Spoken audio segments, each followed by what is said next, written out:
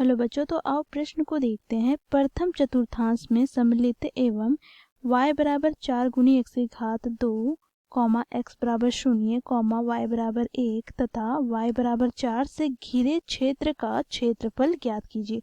तो दिए गए प्रश्न की मुख्य अवधारणा की बात करें तो बच्चों, वक्र x बराबर gy, y अक्ष एवं रेखाएं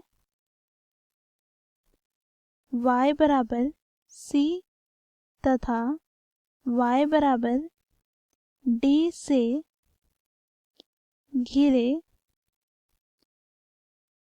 क्षेत्र का क्षेत्रफल a बराबर हो जाएगा। समाकलन की निचली सीमा यहाँ पर y बराबर c तथा ऊपरी सीमा y बराबर t और यहाँ पर gy गुनी dy।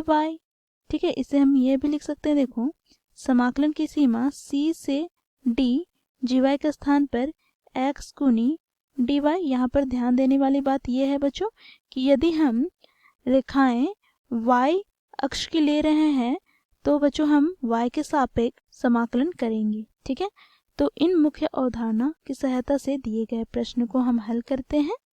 तो बच्चों देखो, हमें प्रश्न में वक्र दे रखा है y बराबर 4 गुनी एक्स स्क्वायर, अर्थात बच्चों ये परवलय का समीकरण है। यहाँ पर बच्चों देखो, y की घात रैखिक है, अर्थात यहाँ पर y की ओर मुख खुला होगा परवलय का। तो यहाँ पर y बराबर 4 गुनी एक्स स्क्वायर हो जाएगा दिए गए परवलय का समीकरण।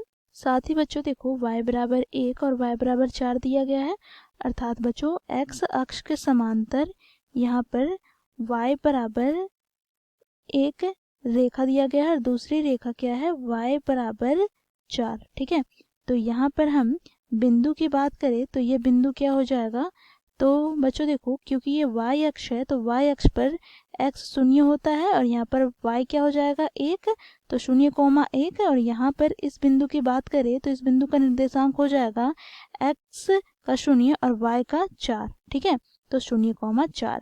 अब प्रश्न में बोला गया है, देखो, दिए गए प्रथम चतुर्थांश में वक्र तथा इन दिए गए कोटियों से घिरे क्षेत्र का क्षेत्रफल ज्ञात करना है।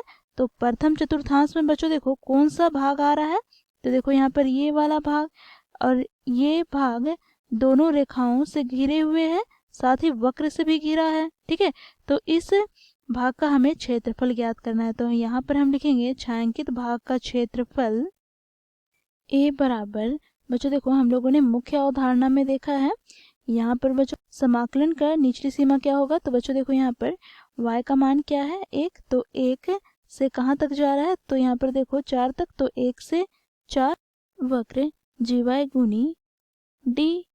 ठीक है, तो यहाँ से हमें प्राप्त हो जाएगा, देखो समाकलन की सीमा 1 से 4। यहाँ पर बच्चों देखो gy क्या है, तो देखो यहाँ पर gy वक्र हमें दे रखा है y बराबर 4 गुनी x का वर्ग, तो यही हो जाएगा x गुनी dx। अब बच्चों यहाँ से हमें x का मान ज्ञात करना है, तो y बराबर 4 गुनी x का वर्ग दिया है, तो यहाँ से x बराबर क्या हो जाएगा, तो वर्गमूल y बटे 4 का।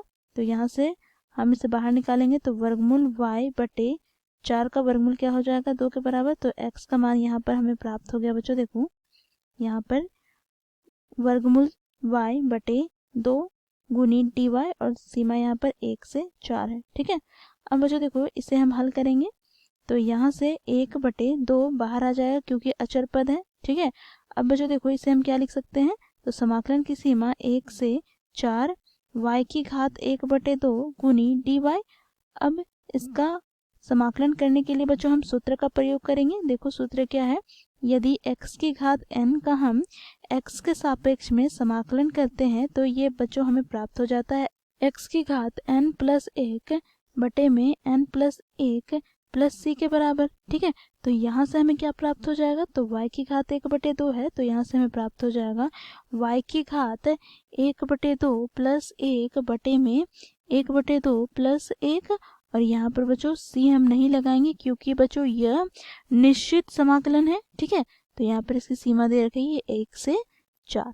अब इसे हम सरल कर लेते हैं, तो 1/2 यहाँ पर बच्चों देखो y की घात 3/2 बटे में क्या हो जाएगा 3/2 और यहाँ पर सीमा 1 से 4। बच्चों देखो 2 से 2 यहाँ पर कट जाएगा, यहाँ पर 1/3 हम बाहर निकाल लेंगे, तो यहाँ से हमें प्राप्त हो जाएगा y की घात 3/2 और यहाँ पर सीमा 1 से 4। अब पुनः इसे हम सरल कर लेते हैं, तो 1/3 यहाँ पर बच्चों देखो हम पहले ऊपरी सीमा रखेंगे y के स्थान पर, तो ऊपरी सीमा क्या है 4, तो 4 की घात 3/2 माइनस निचली सीमा 1 है, तो 1 की घात 3/2, तो यहाँ से हमें प्राप्त हो जाएगा 1/3 और यहाँ पर बच्चों देखो 4 को क्या लिख सकते हैं, तो 2 की घात 2, तो 2 की घात 2 गुना 3/2 माइनस 1 की घात 3/2 हमें 1 के बराबर ही प्राप्त होगा, तो यहाँ से बच्चों 2 से 2 कट जाएगा, तो हमें यहाँ पर प्राप्त हो जाएगा 1/3 और कोष्टक में बच्चों देखो 2 की घात 3 हमें 8 प्राप्त हो जाएगा माइनस का 1, तो यहाँ से हमें प्राप्त हो गया 1/3 गुनी 8 में 1 घटाएंगे तो 7, अर्थात यहाँ से हमें प्राप्त हो गया 7/3 वर्ग इकाई। तो बच्चों ये हमें अभिष्ट क्षेत्रफल प्राप्त हुआ दिए गए प्रश्न के लिए। तो इस प्रकार बच्चों हम लोगों ने दिए गए प्रश्न को हल किया। आशा करती हूँ आप लोगों को यह प्रश्न समझ में आया होगा। धन्यवाद।